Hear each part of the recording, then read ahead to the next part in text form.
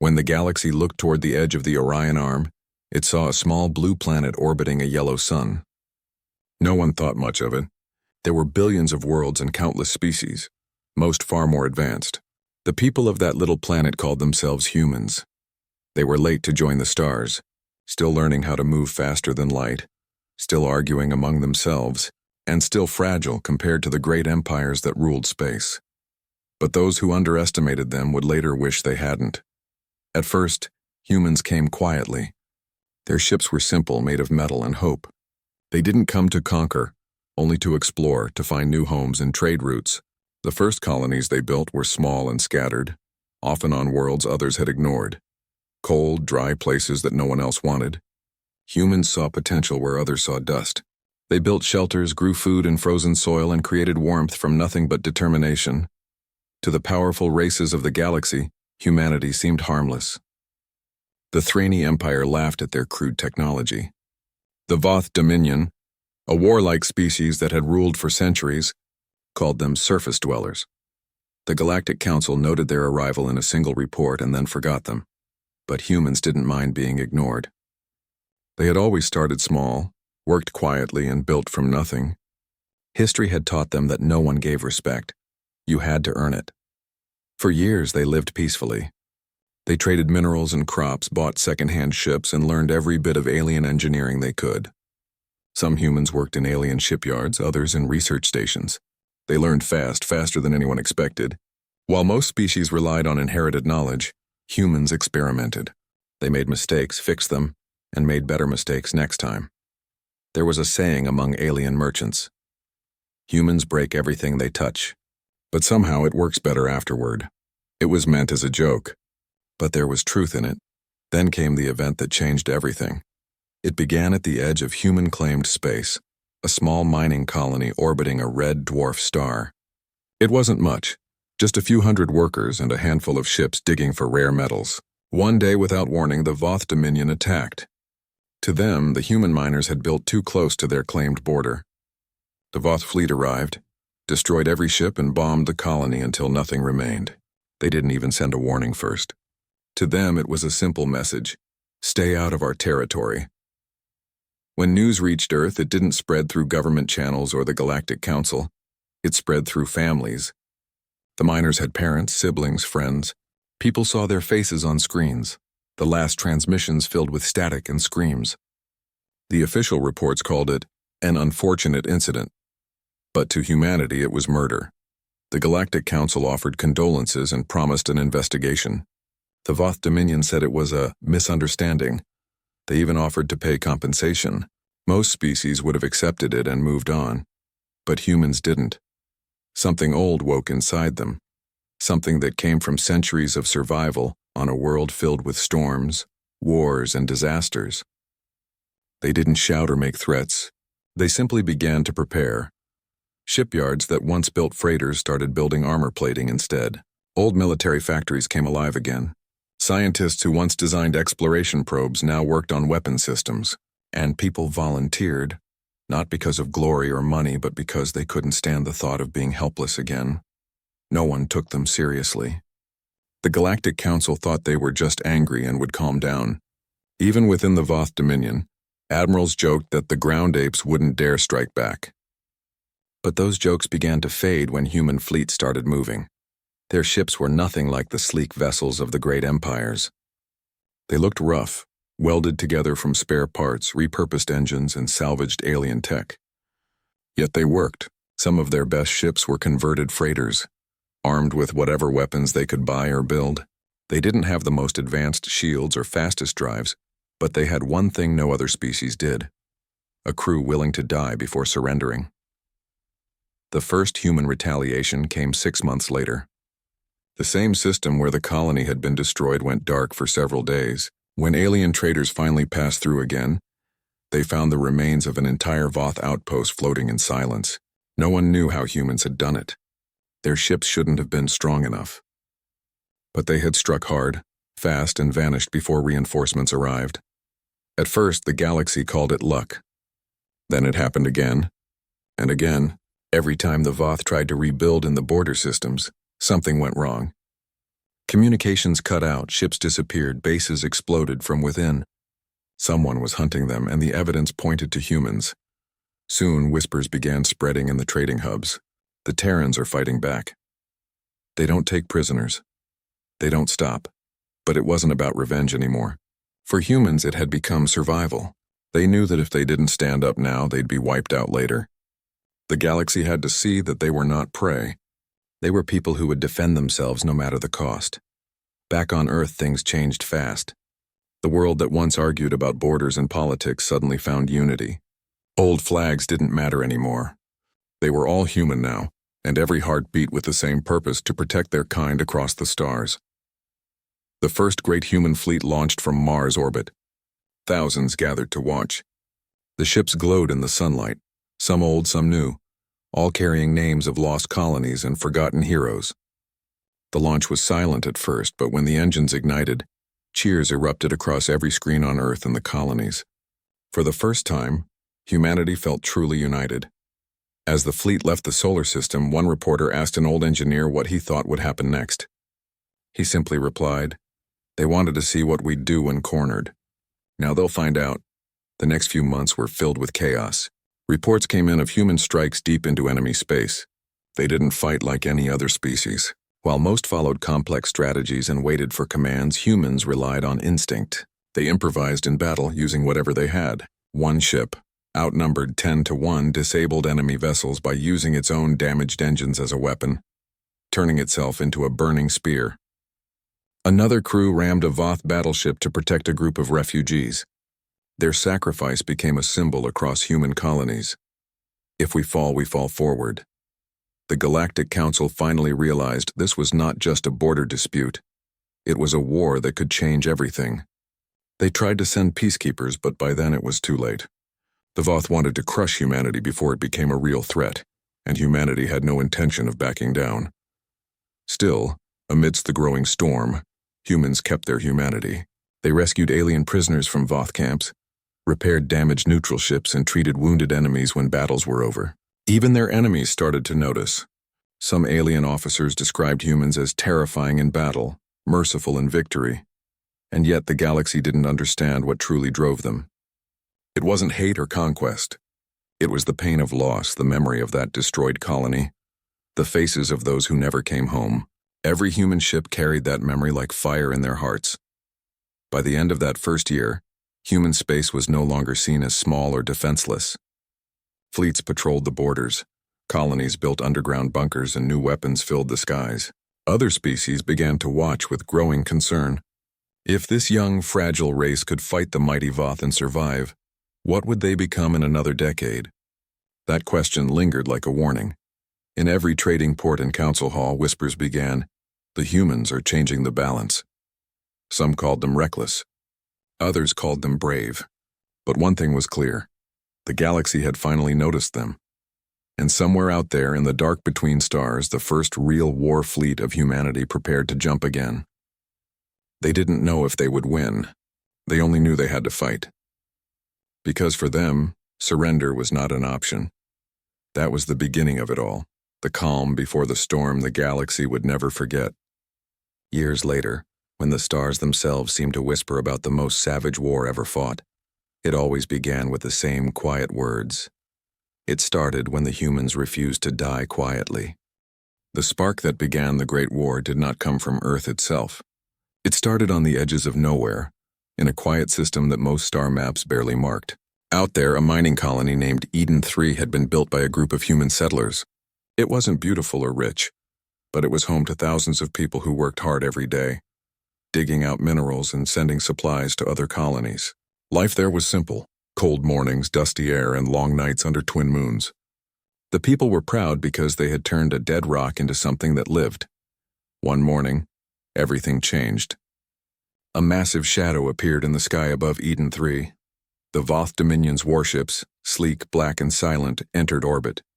The Voth claimed humans had crossed into their mining territory. The truth was, no one had ever told the humans where those borders really were. To the Voth, it didn't matter. They wanted to send a message that no new species could grow near their lands. The attack was over in minutes. The colony's small defense systems couldn't stand against Voth weapons. Communications went dead. By the time nearby human stations noticed something was wrong, it was already too late. Eden 3 was gone. When the first reports reached Earth, no one believed them. A few thought it was a mistake, maybe an accident. But then images arrived, broken metal, burned soil, and pieces of ships floating in silence. No survivors. The Galactic Council called it a border misunderstanding. They said the Voth would pay a fine. That was supposed to be the end of it, but humans are not built to forget. At first there was silence. Then came anger. Then came resolve. Across every colony, people gathered in silence to watch the news. Workers in shipyards stopped what they were doing and listened. Families stared at the faces of those lost on Eden 3 and whispered promises under their breath. Never again. In the following months, something remarkable happened. Humanity didn't protest, they didn't shout, they built. Engineers began modifying cargo ships into makeshift war vessels. Mechanics worked overnight, turning mining drills into railguns. Scientists started experimenting with energy shields, trying to copy whatever alien scraps they could buy. No one told them to do it. They just did. The government on Earth called for calm, but even officials could see what was happening. This wasn't a rebellion. It was unity. For the first time in history, humans across every colony, every nation, every shipyard stood together for the same reason. Not out of hate, but because they refused to be erased. Meanwhile, the Voth Dominion laughed. To them, humans were insects, annoying but harmless. "They will bark for a while," said one Voth commander, "and then they'll go back to mining rocks." Their arrogance blinded them. They didn't see what was coming. The first sign of change came quietly. A human freighter, the Horizon Dawn, went missing near the same region where Eden 3 once was. 2 weeks later, Voth patrols reported several of their ships destroyed. No one saw what happened, but wreckage showed signs of human-made weapons. The Dominion called it an act of piracy. The Galactic Council called it unconfirmed activity. But among humans, whispers began to spread. Eden's revenge fleet was real. No one knew who led it or how they got their ships, but stories said they were miners, engineers, and ex-soldiers who had sworn an oath. For every human colony lost, a Voth fleet would burn. The next few months turned the border region into chaos. Voth convoys disappeared. Mining stations went silent. Merchant captains reported seeing strange human ships moving through asteroid fields, small, fast, and fearless. They struck like ghosts, using unpredictable tactics no other species understood. Instead of retreating when outnumbered, they attacked harder. Instead of fleeing when damaged, they rammed enemy ships head-on. It wasn't strategy, it was willpower. Soon the galaxy began to notice. Alien traders told stories in spaceports, stories that spread faster than official news. The humans are fighting back. They don't have advanced tech, but they fight like they've got nothing to lose. The Galactic Council tried to calm the tension. They sent envoys to both sides urging peace. But when humans were told to stop, they simply said, "We tried peace. Eden 3 was our answer." Back on Earth, production increased. Factories that once built farming equipment now produced armor plating. Every shipyard was full. Families sent their young to join the fleets, not out of hate but duty. They weren't born soldiers, but they learned quickly. They had no grand speeches, no ancient traditions of war, just the belief that protecting one another mattered more than anything. Then came the first official human fleet, the Defender Line. It wasn't large. About 60 ships, many of them converted freighters and transporters. They had mismatched armor, borrowed alien parts and weapons that overheated after a few shots. But they had something the Voth couldn't manufacture: courage and creativity. Their first mission was to reclaim the ruins of Eden 3. The Voth had built a listening post there, mocking the memory of those they'd killed. When the Defender Line entered orbit, they didn't broadcast warnings. They didn't ask for surrender. They came in silence. The Voth fleet stationed there outnumbered them 3-1, but the humans didn't retreat. The battle was short but unforgettable. Human ships moved unpredictably, cutting through enemy lines using debris as cover. One ship, already burning, rammed into a Voth cruiser and detonated its reactor. The explosion destroyed half the fleet. Within hours, the Voth post was gone. Human ships left a single beacon floating in space. It carried only 2 words: for Eden. That moment became legend. After that, everything changed. The Voth could no longer ignore humanity. They declared war, calling humans a violent primitive race. But this time it was the galaxy that hesitated. The council watched with worry. Smaller species whispered quietly, wondering if maybe, just maybe, the humans had a point. Because in every story that spread, one thing was clear. Humans didn't start this war, but they weren't going to lose it. The fighting grew worse. Systems near human space turned into battle zones. But unlike other wars, humans didn't fight for territory, they fought for people. If one colony was attacked, fleets from dozens of others rushed to help. They shared everything: fuel, weapons, even air. No one was left behind. The galaxy had never seen unity like that. The Voth, who believed fear kept order, couldn't understand it. Their fleets operated by strict rules. Every commander followed protocol. But the humans didn't care about rules. They cared about survival. If one strategy failed, they invented another on the spot. It made them unpredictable, unstoppable, and terrifying. Soon Voth generals began to realize something strange. For every human ship they destroyed, 2 more appeared. It was as if pain only made humans stronger. For every loss, for every city burned, humanity's determination grew. Even alien traders began to avoid human systems, not out of hate, but out of awe. They said the space around Earth felt alive. That when you flew near human territory, you could sense a strange energy, a feeling that these people were ready to rise if anyone dared to harm them again. The Galactic Council finally called an emergency meeting. Representatives from dozens of species gathered. Some demanded sanctions against Earth, saying humans were destabilizing the region. Others defended them, saying any species would do the same if their people were slaughtered. The meeting lasted weeks, but no agreement came. The council was afraid of the Voth and afraid of what humanity might become. But humans weren't listening anymore. They had already made their choice. In the following year, human fleets expanded their borders. They didn't conquer, they secured. Every station, every trade route, every settlement became part of a network meant to protect their own. The Voth tried to ambush them again, but this time humans were ready. The battle ended with the Voth retreating for the first time in centuries. When the last enemy ship jumped away, human ships didn't cheer. They simply turned off their weapons and began rescuing survivors. Voth or human, it didn't matter. That act of mercy spread through the galaxy faster than any war report. Other species began to whisper, maybe the humans aren't monsters. Maybe they're just tired of being prey. And still, deep down, every human knew this was only the beginning. The Voth would return. The council would continue to debate. The galaxy would continue to watch. But the spark had already become a flame, a fire that no one could put out. On a quiet night in a small space station orbiting Mars, a group of engineers sat looking at the stars. One of them said softly, "They thought we would hide. They thought we'd beg for mercy." Another replied, "They still don't understand. We never fight for power. We fight for home." And outside, in the endless dark, human ships moved once more into the void, burning engines lighting up the cold black sky like candles of defiance. The spark had been lit, and soon, the whole galaxy would see the storm it unleash. The war that began as a spark had now grown into a storm, and at the center of it stood humanity, angry, grieving, but more determined than ever. The galaxy had never seen a species fight this way. The old empires fought with rules, strategies, and pride, but humans fought with something deeper, with emotion, instinct, and a stubborn will to live. The Voth Dominion thought the war would end quickly. They had fleets that stretched across hundreds of systems, thousands of warships, and centuries of experience. They believed humans were just a small, stubborn nuisance.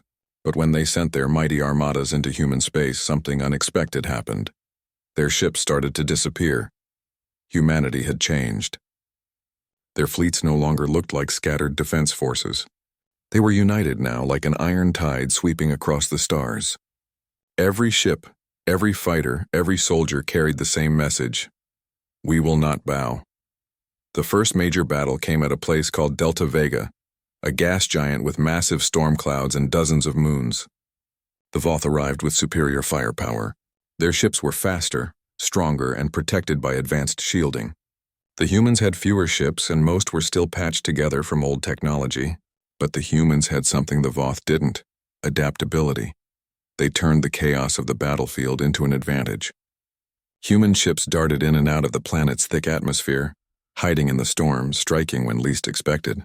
Their smaller ships dropped decoys that confused the Voth targeting systems. One human vessel used the planet's lightning storms to mask its energy signature, waiting until it was nearly touching a Voth cruiser before firing its main cannon.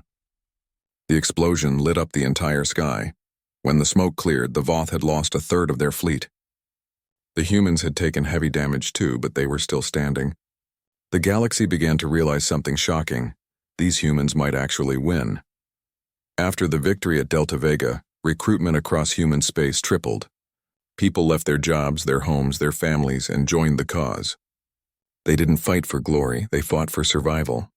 Every mechanic who fixed a ship, every farmer who donated food, every child who wrote letters to soldiers, they all became part of the war effort. Humanity had become one heartbeat. The Voth didn't understand this kind of unity. They had fought wars for power, for territory, for resources, but never for survival. To them, humans were unpredictable and dangerous. They began studying human battle patterns but found no logic. Humans would appear where no one expected them, using tactics that made no sense on paper yet somehow worked perfectly in battle. A captured Voth officer once said, "Fighting humans is like fighting a storm. You can't predict where it will strike and you can't stop it." But humans weren't just strong, they were creative. When their weapons failed, they made new ones. When their ships broke, they fixed them with whatever materials they could find. They used captured enemy technology, reprogrammed it, and sent it back into battle. One story spread across the galaxy about a human crew that rebuilt a damaged alien warship, using parts from 5 different wrecks. It looked ugly and uneven, but it worked, and that ship went on to destroy an entire Voth squadron. Other species began to watch carefully. They saw a pattern forming, a species that refused to die no matter how outnumbered or outgunned. The galaxy started whispering, "The humans fight like demons." But to humans, it wasn't about being demons. It was about protecting each other. Every human soldier carried memories of lost colonies, lost families, and lost friends. That pain turned into power. They didn't want revenge for revenge's sake. They wanted peace that could never again be stolen from them. The Voth began to panic. For the first time in their long history, they were losing control. Their fleets were forced to retreat from several key sectors. They sent spies to learn how the humans were organizing so fast. What they discovered shocked them even more. There was no central command giving every order. Humans fought in independent groups, each making its own decisions. It was chaos, yet somehow that chaos worked better than the Voth's strict hierarchy. The galaxy began calling it the Iron Tide, because no matter how hard the Voth tried to break it, humanity just kept coming back stronger than before. The turning point came during the siege of Verdun Prime, a massive battle that would change everything. The Voth had gathered their largest force yet, determined to crush the humans once and for all. The system's sky was filled with hundreds of ships, both sides burning and firing in endless waves. The humans were pushed to their limits. They were running out of ammunition, their ships overheating, their engines damaged. But they refused to surrender. For every destroyed human vessel, another came from hyperspace to take its place. Civilian ships carrying supplies arrived in the middle of the battle, ignoring the danger. The people on those ships said they'd rather die delivering aid than live knowing their soldiers fell without help. At one point, the Voth commander gave an open broadcast to the humans. "Lay down your arms. We will spare your lives." The reply came from a human ship's captain whose voice echoed across every channel. "You took our homes. You burned our people. And now you want mercy? We already gave you mercy. You wasted it." Moments later, the captain's ship, its hull broken, engines dying, turned and charged straight into the center of the Voth formation. It exploded in a blinding flash that destroyed half the enemy fleet. That sacrifice changed everything. The remaining human ships rallied and pushed forward with a fury that shook the stars. The battle lasted another 12 hours before the Voth finally retreated. Verdun Prime was saved, though barely standing. When the last human ship landed on its surface, the survivors came out not as soldiers but as people, tired, covered in dust, and carrying one another on their shoulders. They didn't celebrate. They simply looked at the burning sky and whispered, "We held." That moment became a symbol of human strength. The galaxy watched the footage of the battle again and again. For the first time, other species began to respect humanity, not just for their strength but for their heart. They fought like no one else because they cared like no one else. Over time, the war began to change shape. The Voth once feared conquerors now avoided human fleets. Some of their allies started to question their loyalty to the Dominion. Trade routes shifted. Even in neutral zones, aliens spoke in hushed tones about the humans, the race that refused to fall. The Galactic Council tried to negotiate peace again, but neither side was ready. The Voth wanted total surrender. Humans wanted safety. There was no middle ground. But still, despite the blood and fire, humanity didn't lose its soul. In battles, they rescued wounded enemies. They sent messages to enemy ships before each major strike, offering a chance to retreat. Some Voth ignored it, others accepted. Those who surrendered were treated with fairness. To the galaxy, that was the most shocking thing of all. The humans fought harder than anyone, yet they still showed mercy. Soon, the story spread far and wide. A human ship saved a Voth crew from a collapsing star. A human medic treated alien soldiers without asking their name. A child from Earth donated her. Drawings to soldiers fighting in space. These stories gave hope not just to humans, but to others too. They showed that even in the darkest times, kindness could survive. And yet the war was far from over. The Voth were preparing something larger, an attack that would either destroy humanity or destroy themselves trying. The humans knew this, but they weren't afraid. They had faced worse and survived. Their fleets were stronger now, their weapons sharper, and their hearts unbreakable. In every outpost, in every hangar, there was a quiet energy, like a storm waiting to break. Soldiers repaired their ships. Engineers tested new engines. Families sent messages of love and strength to those on the front lines. The galaxy watched and waited, holding its breath. Humanity stood together, forged in pain, united by fire. They weren't the weak newcomers anymore. They were something new, something the galaxy had never seen before. A force that couldn't be crushed, a people who would rather burn than bow. And so, the Iron Tide rolled forward, shining in the dark, carrying with it the spirit of an entire species that had learned one powerful truth. Peace is precious, but to protect it sometimes you must become the storm. The war had reached a point where the stars themselves seemed tired. Every side had lost too much.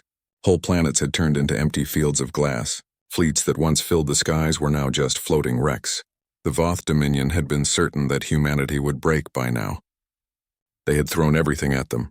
Massive fleets, advanced weapons, and endless soldiers. But the humans still stood, still fought, still refused to fall. The galaxy began to whisper a strange thought. Maybe the humans can't be broken, even the Voth. Proud and cruel as they were, started to feel fear, something they had not felt in centuries. Every time they won a battle, the humans returned stronger. Every time they destroyed a ship, 2 more replaced it. Every time they tried to crush human hope, it only burned brighter. But humans too were tired.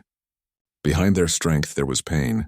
Families waited on Earth for loved ones who never came back. Children grew up seeing war on every screen. Factories worked day and night, building ships faster than anyone thought possible, but at a cost. People slept in their workstations, dreaming of peace that never came. Yet still, no one gave up. The turning point came when both sides met at a system known as Red Meridian. It was an old star system with 3 planets, one of them rich in resources that both the Voth and humans needed. Whoever controlled Red Meridian would control the rest of the war. The humans knew it. The Voth knew it too. Everyone understood that this battle would decide the future. The Voth arrived first, bringing nearly 1,000 ships, a number so large that even the Galactic Council trembled. Their fleet stretched across the darkness, glowing like a wall of fire. The humans, however, had only a fraction of that number. Their ships were smaller, some barely repaired from earlier battles. The odds were impossible, but humans didn't measure odds the same way others did. The leader of the human fleet sent a single message before the fight began. We do not fight for victory. We fight because we must. When the first shot was fired, it was like thunder in space. The battle began instantly, chaotic, blinding, and brutal. The Voth fought with precision and calculation. The humans fought with instinct and heart. Their ships danced through the chaos, dodging beams, firing when no one expected, using damaged vessels as shields to protect others. As hours passed, both sides suffered. Entire ships were torn apart. Explosions lit up the void like stars being born and dying again. The human flagship took heavy damage, its engines burning out. But instead of retreating, it stayed at the center of the fight, drawing enemy fire to protect the rest of the fleet. In one of the most remembered moments of the war, the human commander gave an order that shocked even their own crew. The ship, its systems failing and power almost gone, was set on a collision course with the Voth's largest dreadnought. The crew stayed aboard, refusing to abandon their posts. As the crippled human ship hit the enemy flagship, both vessels vanished in a massive explosion that turned the night sky red. The shockwave destroyed dozens of Voth ships nearby. The explosion could be seen from light years away. That sacrifice, that single act of courage, broke something deep inside the Voth. Their organized lines turned into chaos. Their soldiers began to panic, and the humans, filled with grief and fury, charged forward like a wave of fire. It was said later that even the stars went silent for a moment as the human fleet pushed through. The battle raged for hours more, but by the time the Voth retreated, Red Meridian belonged to humanity. It was not just a victory, it was a statement. The galaxy finally understood that humans were not fighting for power. They were fighting for existence, for home, for their right to live without fear. The Galactic Council watched the aftermath with disbelief. They couldn't understand how a species so new, so young, could defeat one of the oldest powers in the galaxy. Reports came in of Voth fleets abandoning their posts. Entire sectors were left undefended. Even among their own kind, the Voth began to argue, some wanting to continue the war, others begging to end it. But for humans, victory did not feel like triumph. It felt like survival. The cost was unbearable. Thousands of ships lost, millions of lives gone. The people on Earth watched as messages of loss filled every home. There was pride, yes, but also pain. The stars that once looked beautiful now reminded everyone of the lives burning among them. Yet even in that pain, something powerful happened. The galaxy began to see humanity not as monsters or savages, but as survivors. Other species started to reach out quietly. Small neutral worlds offered humans safe harbor. Alien engineers offered help repairing ships. Even old enemies sent secret messages of respect. Still, the war was not over. The Voth Dominion was wounded but not destroyed. They regrouped, angry and humiliated. They swore that humanity would pay for Red Meridian. But something had changed. They were now fighting a people who no longer feared them. Meanwhile, humans kept evolving. They learned from every battle, improving their ships, rewriting their tactics, and adapting faster than any other race. Every engineer became a soldier in their own way. Every scientist became a weapon designer. Every worker who built a single bolt or engine part was part of the war effort. Humanity didn't have an empire, they had a family, stretched across the stars, working as one. As months passed, more stories spread across the galaxy. A human medical ship rescued wounded alien soldiers, even from the Voth, because pain has no side. Another story told of a damaged human freighter that refused to abandon a colony under attack, holding off enemy forces for 12 hours with nothing but mining lasers and courage. These stories reached even the farthest corners of the galaxy. They became legends told in hushed voices at trading stations and council meetings. The words were always the same. Humans don't fight for control. They fight for each other. Back on Earth, the people watched the war through tired eyes. Every victory brought tears, every loss brought silence. Yet hope never disappeared. Children drew pictures of spaceships with the words, "For the fallen." Old veterans volunteered again, saying, "If they're still out there fighting, then so am I." Humanity's strength didn't come from weapons. It came from love. Love for their home, for their families, for every person who refused to kneel. As the war dragged on, the galaxy began to shift. Other races started to see the Voth differently. Once feared, they were now seen as desperate and cruel. Their arrogance had been shattered. Meanwhile, humanity's name spread like fire. Even species that had never met a human began to speak the word with respect and a little fear. The turning point wasn't just Red Meridian. It was what came after. It was the realization that humanity could not be erased, could not be silenced, could not be broken. The Voth had tried to destroy them through fear, but instead, they created something far stronger. A united people who had learned what it meant to stand together. Months later, when the Voth sent another massive fleet toward human space, they expected panic. Instead, they found a wall of ships waiting. Not just human warships, merchant vessels, medical carriers, and even mining barges. Every one of them armed, ready, and unafraid. It was no longer an army. It was an entire civilization standing as one. The galaxy watched the scene unfold, and an old saying began to spread again. If you want to know what courage looks like, look toward Earth. The war would continue for a time longer, but everyone knew something had changed forever. Humanity had proven that courage could shake empires, that heart could overcome power, and that hope, when shared by millions, was the strongest weapon in the universe. And somewhere, deep in the silence between stars, as the last wrecks of Red Meridian drifted in the dark, the name of humanity began to echo through the galaxies. Softly, like a whisper carried by the wind, not in anger, not in hate, but in awe. The galaxy whispered humanity's name because from that day on they knew this species would never kneel again. The war had dragged on for years. World after world had burned. The stars that once shone peacefully were now reminders of pain. Every corner of the galaxy carried the marks of battle. Ships drifted in silence, forgotten in endless space, and planets that were once full of life were now covered in scars. But slowly, something began to change. After the fall of Red Meridian, the Voth Dominion had started to crumble. Their great fleets, once symbols of fear, were now scattered and desperate. Their soldiers no longer believed in victory. They were tired, frightened, and haunted by the same question that had spread across the galaxy. What if humanity cannot be defeated? The humans had lost so much, but they had gained something powerful: unity. For the first time in history, every colony, every space station, and every small outpost stood together under one purpose. There were no more divisions, no more rivalries. Humanity had become one voice, one will, one fire, and that fire refused to go out. As the Voth regrouped for one last strike, humans were ready. They no longer fought only with weapons, they fought with spirit. Every engineer, every pilot, every medic knew that they were part of something much bigger than themselves.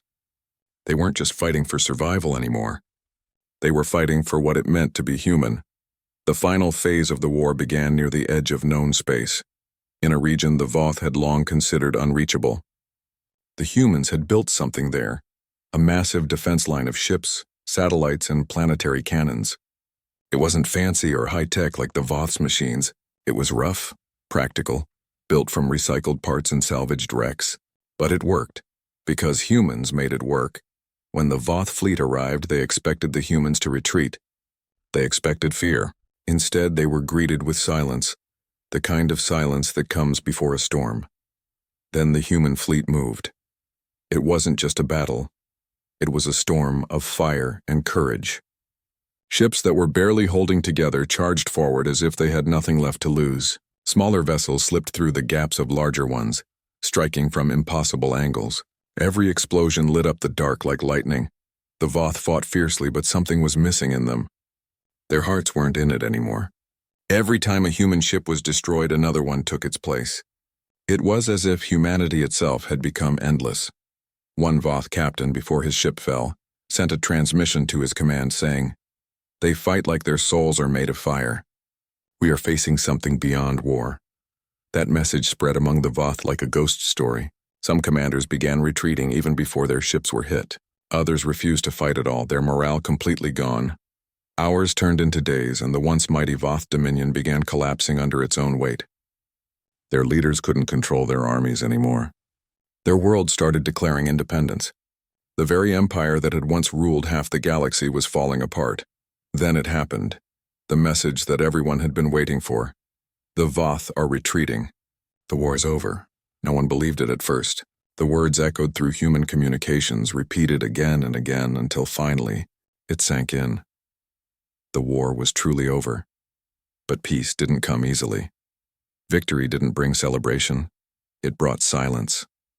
Across human space, people gathered to remember the ones they had lost. Streets that once echoed with sirens and alarms were now filled with quiet candlelight. On Earth, a broadcast was sent across every colony and ship, a moment of silence for those who had fallen. For 10 whole minutes, the entire human civilization went quiet. Not a ship moved. Not a signal was sent. Just silence drifting through the stars. It was a silence filled with love, pain, and pride. The galaxy watched this, and even those who had once hated humanity felt something they couldn't explain. They saw a species that had survived the impossible, not because of power or technology, but because of heart. When the Galactic Council finally reopened its chambers after the war, they expected vengeance. They expected humans to demand the destruction of the Voth. Instead, the humans did something no one predicted. They refused revenge. A human representative spoke before the council and said, "We don't want to rule. We don't want to conquer. We just want peace, real peace. Let the Voth live, and let this be the last war we ever fight." Those words shocked the galaxy even more than their victory. The same species that had terrified every empire now spoke of mercy. The same soldiers who had faced death without fear now chose forgiveness. And from that moment, humanity's image began to change. No longer were they seen as the terrifying newcomers of the galaxy. They became something else. The protectors, the defenders, the living proof that even in the darkest times, kindness can survive. Still, fear lingered. Not the kind of fear that comes from hate, but from awe. Other races whispered among themselves, "If humans can fight like that for peace, what would they do if they were angry again?" Even the Voth, broken and humbled, never forgot. Their new leaders sent a message to humanity, a short one that said, "We remember Red Meridian. We remember your mercy." On Earth, life slowly began to heal. The factories that once built weapons now built ships for travel. Children who had grown up under the shadow of war now dreamed of exploring the stars instead of fighting in them. People began planting trees where craters had been. Oceans were cleaned. Cities rebuilt, but the memories of war never truly faded. The veterans carried them like silent ghosts. Some couldn't sleep, haunted by the sounds of engines and explosions. Others spent their lives teaching the next generation what the war had cost. Not in anger, but as a reminder. A saying became common among humans. We didn't win the war. We survived it. That was the truth. Humanity hadn't come out stronger because of war. They came out wiser. They learned that peace was fragile, and freedom was something you had to protect not just with weapons, but with compassion and understanding. As years passed, more alien species began forming friendships with humans. Trade routes opened. Shared research began. Some alien colonies even invited humans to help rebuild their worlds, saying, "You know what it means to start over." Yet, even in peace, the whispers never stopped. Across the galaxy, in every bar, every port, every quiet meeting, the same words were spoken again and again. Do not anger the humans. It wasn't said as a threat. It was said with respect, because the galaxy now understood what humans were capable of when pushed to their limits. But the humans themselves didn't care for that reputation. They didn't want to be feared, and they wanted to be understood. They wanted the galaxy to see them not as warriors, but as people who could love deeply, protect fiercely, and forgive even after the worst of pain. And slowly, very slowly, the galaxy began to listen. Peace treaties were signed. Borders were redrawn. The Galactic Council created new laws to prevent wars like that ever again. Humans were invited to lead those talks, not because of their power, but because of their heart. In one of the council meetings, an elder alien leader once said, "The humans taught us something no empire ever did, that survival is not just about strength, it is about hope." That sentence became famous, repeated across worlds, engraved even on the walls of Earth's rebuilt memorials. As the years went by, the stars began to feel peaceful again. Ships traveled freely. Colonies grew. The wounds of war started to fade, not forgotten but forgiven. And in that peace, the galaxy still whispered the same name softly, with a mix of fear and admiration: humanity, because now everyone knew the truth. Humans were not the most powerful species in the galaxy, nor the most advanced. But they were the most alive. When they fought with everything they had. When they loved, they did it with all their heart. And when they forgave, it changed the universe. The war had ended, but its story lived on, not as a tale of destruction, but as a lesson of what courage, unity, and compassion can do. And somewhere among the quiet stars, drifting through the same silence that once carried the sounds of war, humanity continued to move forward, not as conquerors, not as monsters, but as survivors who turned their scars into stars of hope. The galaxy would never forget the war, and it would never forget the species that taught them what it truly meant to stand together. the fear remained. Yes, but it was no longer the fear of destruction. It was the fear of witnessing something greater than power itself. The fear of what happens when ordinary beings choose to be extraordinary. And so, in every whisper carried by the wind between the worlds, one name continued to echo softly, endlessly: humanity. Years had passed since the war ended. The wounds of battle were fading, but the memories remained. The galaxy had changed forever. Old empires had fallen. New alliances had formed. And somewhere in that vast sea of stars, humanity had quietly become something more than just another species. They had become a story. At first, the whispers were small. Traders in spaceports would tell tales of the humans, the ones who refused to surrender when the universe itself seemed against them. Pilots in distant systems spoke of the courage they saw at Red Meridian. Even children on faraway worlds grew up hearing stories about Earth, a blue planet that had stood against the might of an empire and survived. No one could deny it anymore. The name human had become a symbol, a reminder of what strength, love, and unity could do. But humanity didn't live in the past. They looked forward. Earth had changed. The cities that were once filled with war factories were now full of parks, gardens, and laughter. The sky, once darkened by smoke, was clear again. Families gathered freely without fear of alarms or attacks. People walked by memorials built for those who had fallen, touching their names carved in stone, whispering thanks. Every year the world held a moment called the Day of Silence. For 1 hour the entire planet stopped. No talking, no machines, no noise. Only silence. It was a time to remember not just the losses, but the courage it took to win peace. The new generation didn't know war, but they knew the stories. They grew up hearing about the people who had turned wrecks into warships, who had faced giants without flinching, who had fought not for glory, but for survival. And in every classroom, one lesson was repeated. Strength is not in the weapon, it's in the heart that holds it. In space, humanity had spread farther than ever before. Colonies reached distant systems once thought unreachable. But this time they didn't go as conquerors. They went as explorers, builders, and teachers. Wherever they went, they built connections, not walls. Many alien races that had once feared humans now welcomed them. Trade grew. Friendships blossomed. Joint research stations were built, where humans worked side by side with species that had once been their enemies. On one distant moon, a monument was built not by humans, but by the Voth themselves. It was made of black stone and silver, and at its center were engraved simple words in both languages. To those who fought with honor, and those who showed mercy. It stood as a quiet sign that even the cruelest of enemies could learn respect. Over time, the galaxy realized that humanity's greatest power wasn't their weapons or their ships, it was their spirit, their refusal to give up, and their ability to forgive. Yet the legend of their fear never completely vanished. Deep in space, when people spoke in hushed voices, they still said, "Don't cross the humans. They might smile, but they never forget." But that whisper no longer came from hatred. It came from awe, because every race had seen what humanity could do when pushed to the edge.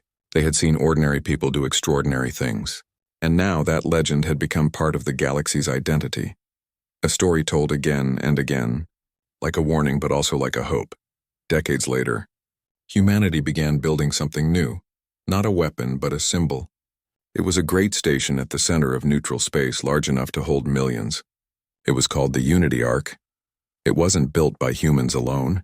Every race that had survived the war contributed to it. The Ark became a meeting place, a city of peace among the stars. When the Ark was completed, the galaxy gathered to celebrate. Leaders from dozens of worlds arrived, along with old veterans, scientists, and families who had lived through the war. A human elder, one of the last survivors of Red Meridian, stood at the center of the Great Hall and spoke to everyone. His voice was calm, but it carried the weight of memory. He said, "We once thought victory came from strength, but it didn't. It came from unity. The day we stood together, not as soldiers, not as races, but as lives that refused to vanish, that was the day we truly won." The hall was silent for a long time. Then one by one, people began to stand, humans, Voth, and dozens of others. The sound of applause filled the chamber, echoing through the Ark like thunder. From that day, humanity's story became more than a memory. It became a foundation, a living reminder that no matter how dark the universe became, light could always return. But the story didn't end there. Far beyond the arc, at the edge of the galaxy, explorers discovered something strange, a small signal coming from an uncharted system. It was weak and old, almost lost in the noise of space. When they traced it, they found a wreck, a ship from the old war still drifting after all those years. Inside, they found a recording, the voice of a human pilot. It was damaged, but clear enough to understand. The voice said, "If someone finds this, tell them we didn't fight to win. We fought so the next generation wouldn't have to." That recording was brought back to Earth and played before billions. People listened in silence, tears in their eyes. The voice from the past became a message for the future, a reminder that everything they had now had been built on courage, sacrifice, and hope. Years later, that same message was placed in every ship that left Earth, engraved near the controls. We fight so others don't have to. It became humanity's promise to the stars. Generations passed. The fear faded, but the respect remained. Humans became known not just as warriors, but as peacekeepers, the ones who came when others were in danger, who stood up for the weak, who remembered what war truly cost. Sometimes, young alien cadets in training would ask their instructors, "Were the humans really that strong?" And the instructors would smile and say, "Yes, but not because of muscles or machines, because they never gave up on each other." And so, humanity's legacy grew, not through conquest, but through compassion. In time, the story of the Great War became something almost like a legend, told by grandparents to children, retold across thousands of worlds. And though the details changed, the heart of the story stayed the same. That once there was a species that stood against darkness when everyone else ran.